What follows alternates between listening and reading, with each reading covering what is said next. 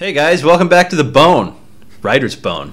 I'm going to paint you a little scenario right now, and this is going to terrify Sean, so I want to see his reaction. He hasn't heard this yet.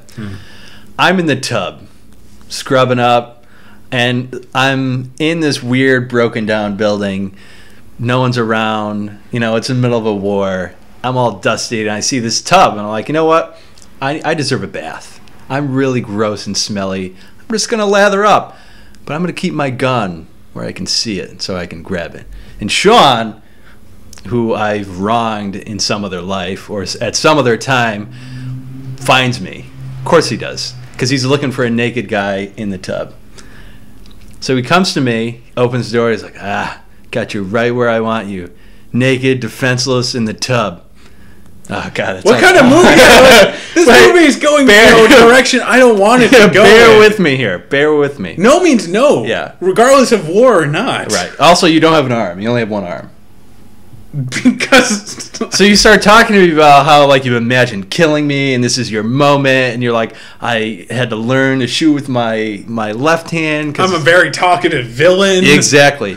So in that time, I'm like, all right, well, I'm just going to slide my gun over here, hide it in the bubbles, and then I shoot you. And then I tell you, listen, just shoot, don't talk. Do you know where that's from? No, I mean, yeah, it's from the... Good, the Bad, and the Ugly. Yeah. And you texted me, you said, that's number 3 on my list of fears, getting shot by a guy in the tub. No, it's horrifying.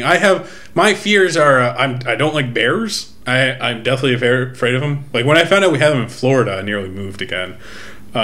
Babies that cry and women that cry. Like, if they're crying... Anybody crying? I once saw a woman crying in the true story in a shopping mall. Not shopping mall, in the grocery store next to the meat section. Like, she was weeping uncontrollably and she made eye contact with me. I got so uncomfortable, I just stood there and stared at her for an extra 10 seconds. I can picture that. And then the third one was, like, being attacked in the bathroom. Like, taking a bath, which I don't fit in bathtubs. No. Taking a shower. Just being, like, if I'm in the bathroom doing anything, I get it. That is a huge fear. If I'm attacked in the bathroom by a bear with a crying woman on its shoulders, that is my worst nightmare. True. I've woken up in a cold sweat. Interesting. Yeah. I'm pretty sure I'm going to go in the shitter, and not in a good way, like in a stupid way. Like not that. Like, I don't know, like a plant falls on my head or something. I'm just someone's going to find me like with a half read like.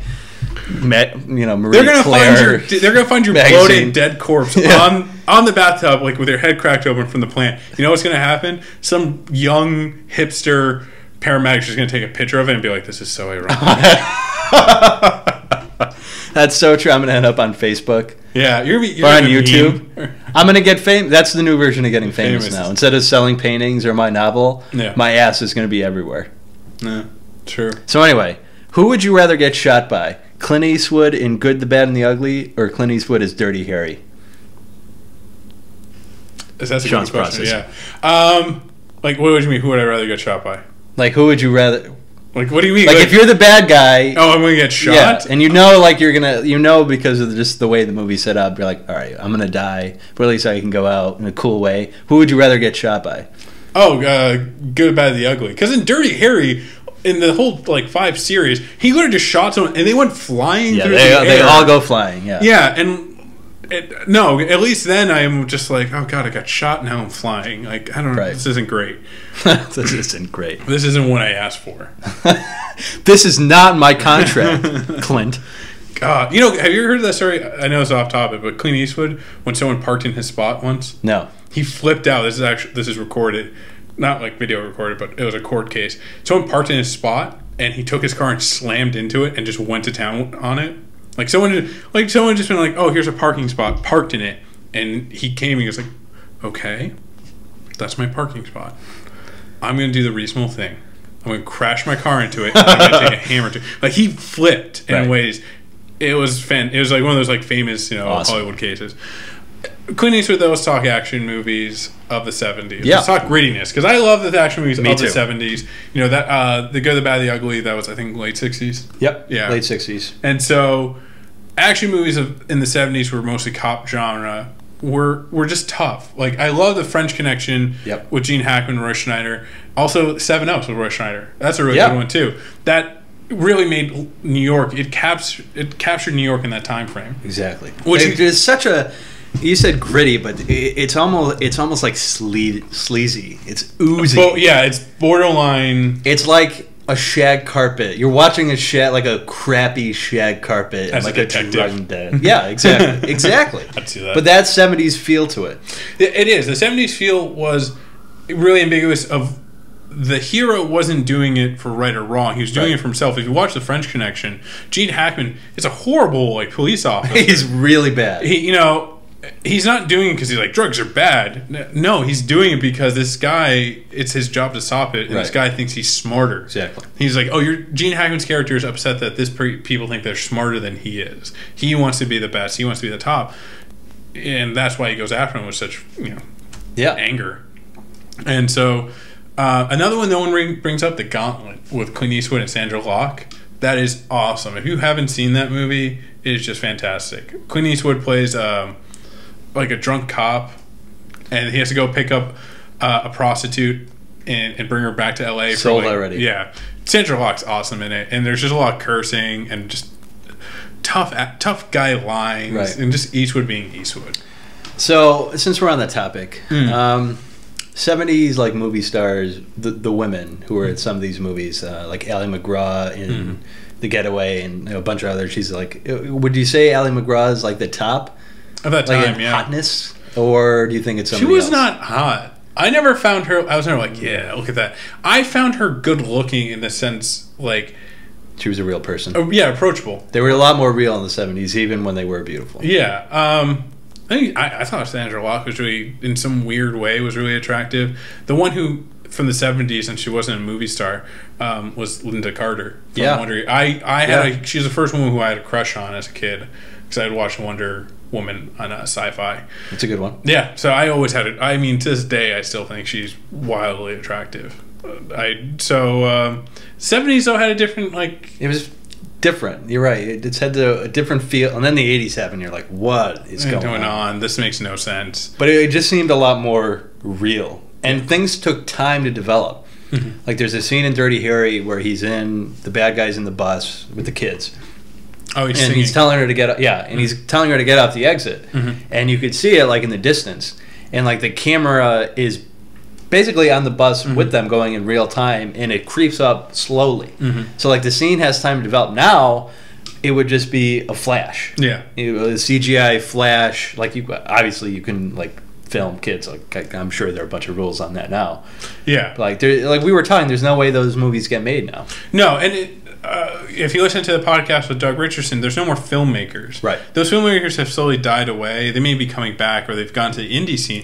But when you had Don Siegel, who was directing Dirty Harry, I mean, that's arguably one of his best movies. He also did The Killers, which I really enjoyed.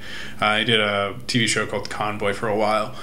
He just had a way of developing. He's like, we need to develop the script, develop the story. He did that. Sam Peckinpah did that with absolutely with Billy the Kid, Bring Me the Head of Alfonso Garcia, and The Wild Bunch. Yeah, and you can see these people really brought the story up. Someone who did that and unfortunately has fallen by the wayside is Walter Hill.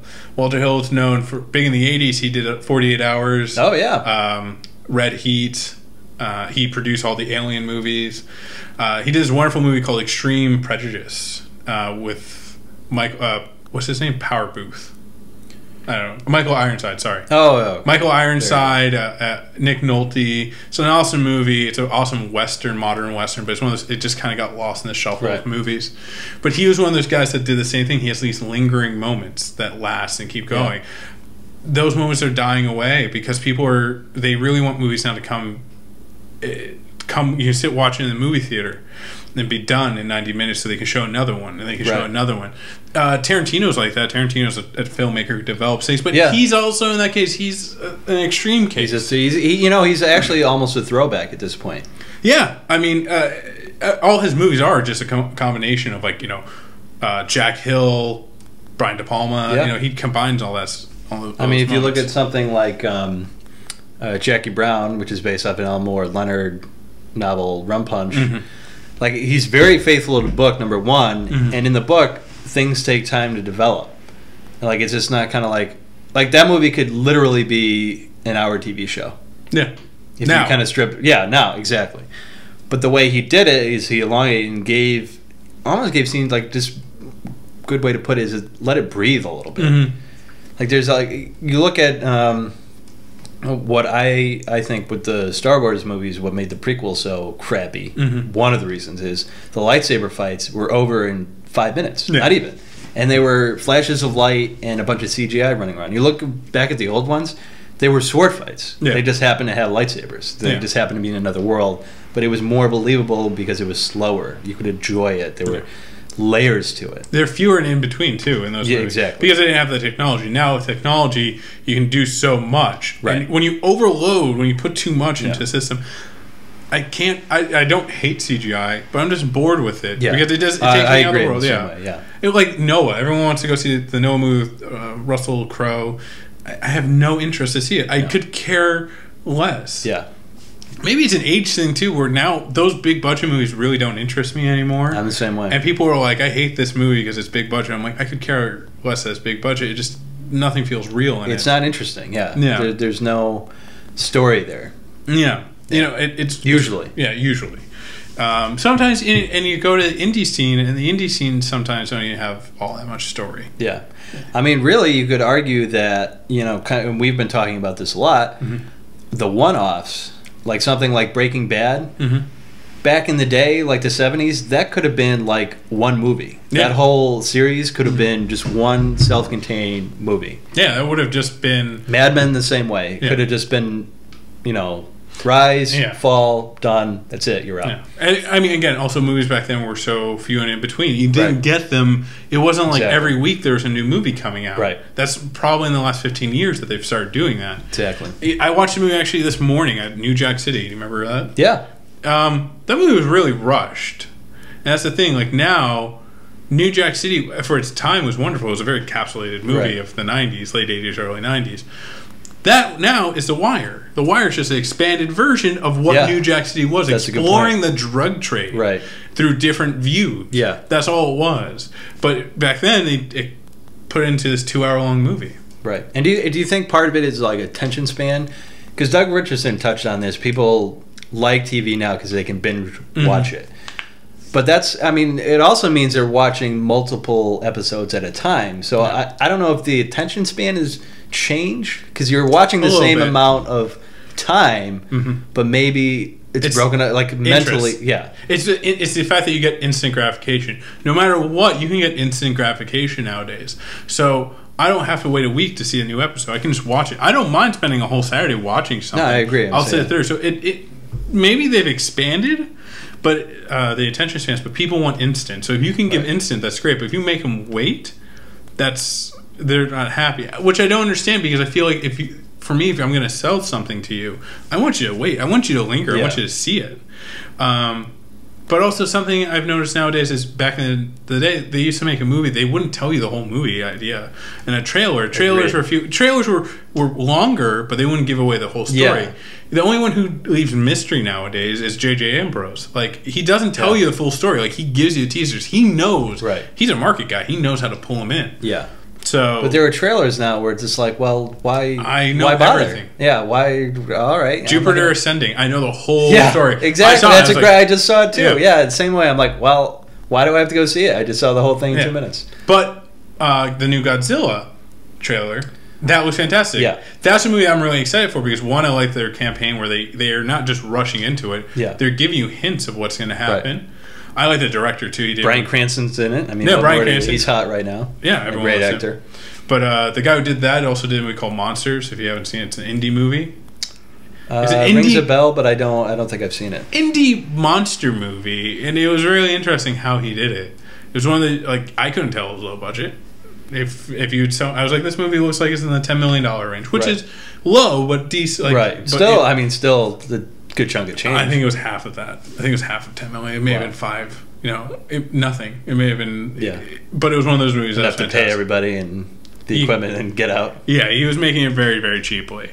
So I think that's what's happened. So back to what you're saying. Back in the day, they had lingering moments because they could allow the lingering moments because there wasn't that many movies out. Right. You can maybe choose between 2 or 3 movies. Now you go to a movie theater and there's like 15 theaters playing 15 different movies.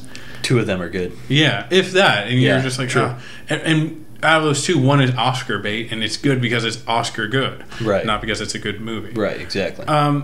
I don't know. I just feel like sometimes to get the story you want now, though, I can go to different places.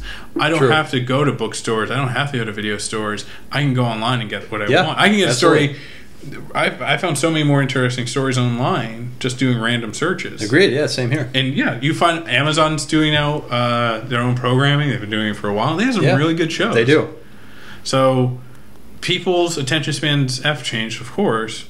But that's because there's so much more content out there. You have to really kind of like spread yourself away and be like, this is why you should watch me.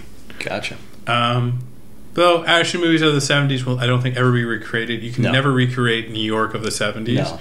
There was a mood and a tone and a feel that is just irreplaceable. Yeah. And there's no amount of camera tricks. There's no amount of like... They tried in American Gangster with Russell Crowe. And they tried and they didn't do a good job. It failed. Because I do like that movie, though. I wouldn't call it a complete failure, but capturing the mood, yes. I will agree, yeah.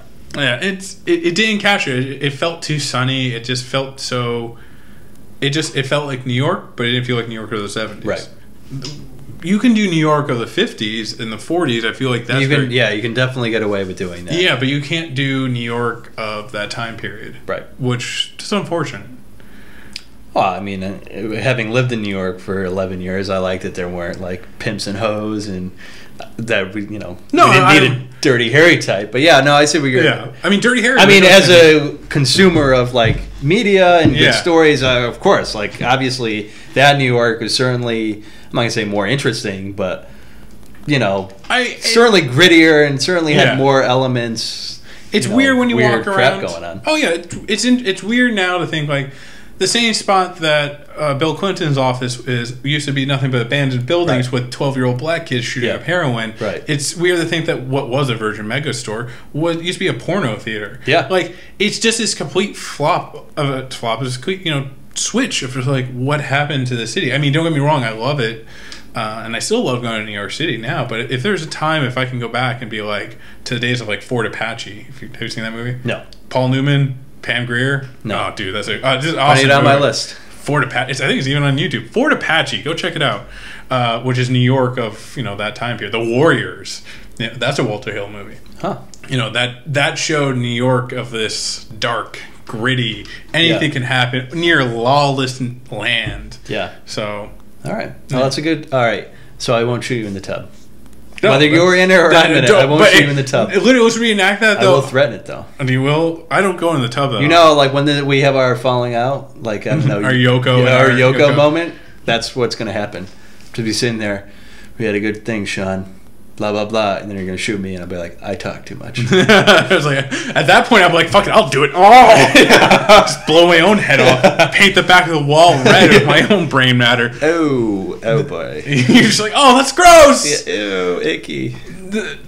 If I was in a bathtub and the door opened, you're like, hey, Sean. I'm like, hey, Dan. Can I ask what you're doing here? He's like, can I ask why you have bubbles? I'm like, they're fun to play with. And then I hold up a plastic strip, and he goes, you're just like, have a good time. Like, what? Shut the door. And you shut the door and reopens, and there's a bear holding a gun. And awesome. And the crying baby. And he throws you the crying baby before he shoots you. And I'm like, what? How did you learn how to use a gun? And then the bear's like, well, Dan showed me. I'm babysitting. I don't know how to control a crying baby. I'm like, you're a talking bear. How did this happen? He's like, well, Dan captured me, and then we started talking. Well, he started talking, and then I learned. And then, I got into the babysitting gig to make some extra money. You'd be surprised how many people would give a baby to a bear like me. By the way, he's now sitting on the toilet talking to you, smoking a cigarette. Wearing a Hawaiian shirt. And he's just like, well, I guess I got to go. And the whole time the baby's crying in the background. He puts on his fedora and then shoots you in the head. Yeah. That's a good note to end on. Yeah. All right, folks. Check out our website. Check out the Doug Richardson interview. That it's a two-parter. It's a two-parter. We're running this video on Thursday, so look for it. It'll be there Make sure you listen to it back to back. Yeah. Yeah. Maybe you want to do a little memento and listen to the second part first, and then listen to the first save part it for second. the weekend when you're in the tub waiting for you for a bear to shoot you in the head. Oh, also remember, go into Facebook, okay? Because I believe if you have one more day to do the one sentence $10 challenge. So you write one sentence that is one story, get $10 to Amazon. Yep. Also, if you don't feel like writing because you're like, that's too much work, go to Twitter. Start following us at WritersBone. If you follow us before we reach 120 followers, you get the chance. You get the chance to win $25 to Amazon. So words are hard. It's difficult. So remember, you can win $35 by doing just two things. Yeah. Go on social media, Facebook, WritersBone.com. Follow us. Read our new content. Yeah, good new stuff this week, folks. And in the meantime, keep writing. Get your bone on.